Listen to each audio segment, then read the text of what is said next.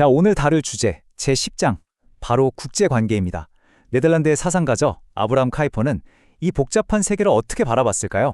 함께 그 통찰 속으로 들어가 보시죠. 자, 우리 한번 이걸로 시작해 볼까요? 지상에 자기들보다 높은 권위는 없다고 하는 이 주권 국가들. 대체 어떻게 이 국가들 사이에 국제법이라는 게 존재할 수 있을까요? 정말 근본적인 모순이죠. 스스로가 왕이라고 하는 사람들끼리 모여서 규칙을 정하고 지킨다? 카이퍼가 바로 이 거대한 미스터리에 대한 답을 찾아 나섭니다.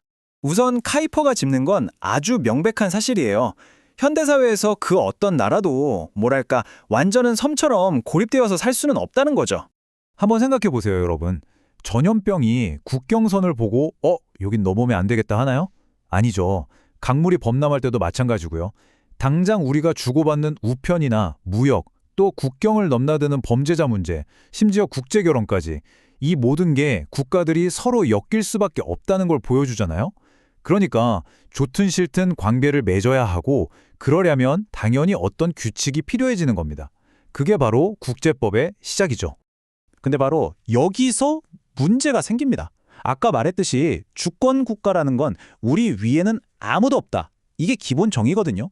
그런데 대체 누가, 무슨 권리로 이 나라들한테 법을 지키라고 강제할 수 있겠어요? 뭐 전 세계를 다스리는 정부나 경찰이 있는 것도 아니잖아요. 이게 바로 국제법이 가진 거대한 딜레마이자 미스터리입니다. 카이퍼는 이걸 아주 명쾌하게 봐요. 만약에 국제법이라는 게 그냥 국가들끼리 한 약속 정도에 불과하다면 그건 언제 무너질지 모르는 모래성과 같다는 거죠. 왜냐? 자기 나라에 불리해지면 언제든지 미안, 그 약속 못 지키겠는데? 하고 깨버리면 그만이잖아요. 그런 걸 진짜 법이라고 할 수 있겠어요? 그래서 카이퍼가 내리는 결론은 이겁니다. 국제법이 정말로 법으로서 힘을 가지려면 그 권위의 출처가 인간의 변덕스러운 약속이나 이해관계를 넘어서야 한다는 거예요. 바로 모든 나라를 만드신 창조주, 그 신적인 권위와 질서에 뿌리를 둬야만 한다는 거죠. 그래야만 비로소 누구도 함부로 바꿀 수 없는 절대적인 기준이 생긴다는 겁니다. 자, 이런 현실을 바탕으로 다음 주제로 넘어가 보죠. 바로 인간 스스로 평화를 만들려는 노력들, 그 이상과 한계에 대한 이야기입니다. 카이퍼는 여기서 두 가지 생각을 딱 놓고 비교해요. 한쪽에는 우리 인간의 노력과 외교로 모든 전쟁을 끝내고 영원한 평화를 이룰 수 있어 라는 아주 이상적인 평화주의가 있고요. 다른 한쪽에는 아니, 인간의 죄와 이기심이 사라지지 않는 한 이 땅에서 완전한 평화는 불가능해 라고 보는 어떻게 보면 좀 냉정한 성경적 현실주의가 있는 거죠. 물론 그렇다고 카이퍼가 인간의 모든 노력을 무시한 건 절대 아니에요. 특히 이 중재재판소처럼 무력으로 싸우는 대신 법으로 문제를 풀려는 시도 자체는 정말 가치 있다고 봤습니다. 주먹 대신 대화를 하자는 거니까요. 하지만 그 한계도 아주 날카롭게 짚어내요. 중재재판소 판결, 그거 강제할 힘이 있나요? 없죠. 그냥 우리 이렇게 하기로 약속해요 수준인 거예요. 특히 미국이나 중국 같은 강대국이 자기 나라의 운명이 걸린 문제를 네, 제3자께서 판결해 주십시오 하고 순순히 맡길까요? 어림도 없다는 거죠. 이게 현실입니다. 자, 여기서 카이퍼의 분석이 한 단계 더 깊이 들어갑니다. 왜 인간이 만든 평화 시스템들이 한계를 가질 수밖에 없는가? 그건 바로 조약 같은 걸로는 도저히 막을 수 없는 거대한 힘, 바로 역사의 흐름을 무시하기 때문이라는 겁니다. 이 대목이 정말 흥미로운데요.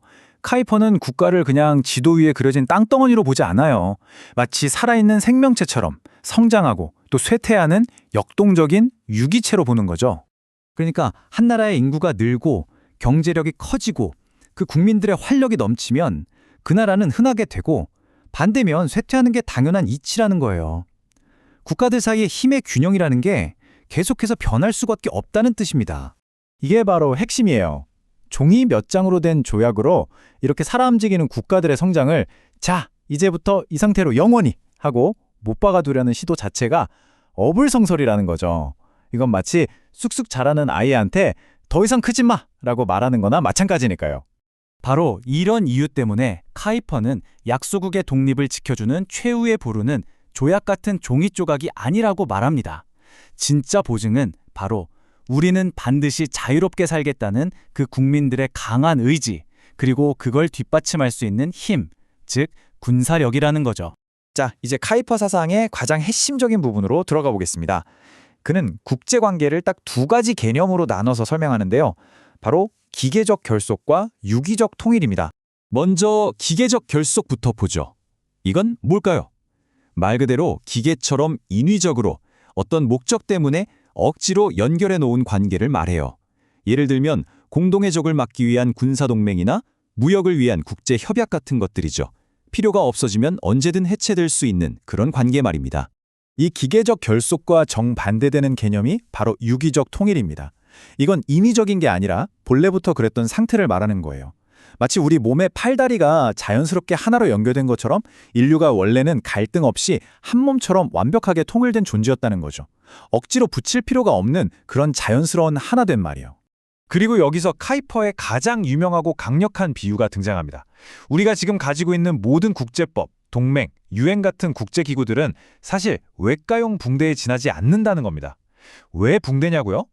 인류라는 몸이 죄로 인해 깊은 상처를 입고 찢어졌기 때문에 그걸 임시로 감아놓은 것에 불과하다는 뜻이죠. 물론 이 붕대 굉장히 중요해요. 당장 피가 철철 흐르는 걸 막아주고 더 큰 폭력과 혼란을 막아주니까요. 하지만 우리 모두 알잖아요. 붕대가 상처를 낫게 해두지는 못합니다. 근본적인 질병을 치료하는 건 붕대의 역할이 아니죠. 카이퍼에게 그 근본적인 질병은 바로 죄입니다. 이 죄가 원래는 한 몸이었던 인류의 유기적 통일을 깨뜨리고 서로 미워하고 싸우게 만드는 분열의 바이러스라는 거죠. 그래서 지금 세상은 산산조각난 파편들 같다는 겁니다. 그렇다면 결론은 뭘까요? 네, 아주 명확합니다. 인간이 아무리 똑똑하고 선한 의도를 가지고 외교를 하고 제도를 만들어도 이런 기계적인 붕대로는 찢어진 상처를 완전히 아물게 해서 원래의 유기적 통일 상태로 되돌릴 수는 없다는 겁니다. 그래서 카이퍼가 제시하는 최종 해결책은 정치적인 게 아니에요. 바로 신학적인 거죠. 이 깨진 모자이크 조각 같은 인류가 다시 하나의 완전한 유기체로 회복되는 것. 그것은 오직 신적인 개입, 즉 그리스도의 재림을 통해서만 가능하다는 겁니다. 그것이 바로 인류 역사의 진정한 완성이라고 보는 거죠. 자, 카이퍼의 이 관점은 우리에게 이런 질문을 던집니다. 지금 우리가 보고 있는 이 모든 국제 시스템이 단지 상처를 가리기 위한 붕대에 불과하다면 과연 그 붕대 아래 감춰진 우리 세계의 진짜 상처는 어떤 모습일까요? 이 질문을 통해 지금의 국제 정세를 한번 다시 생각해 보는 건 어떨까요?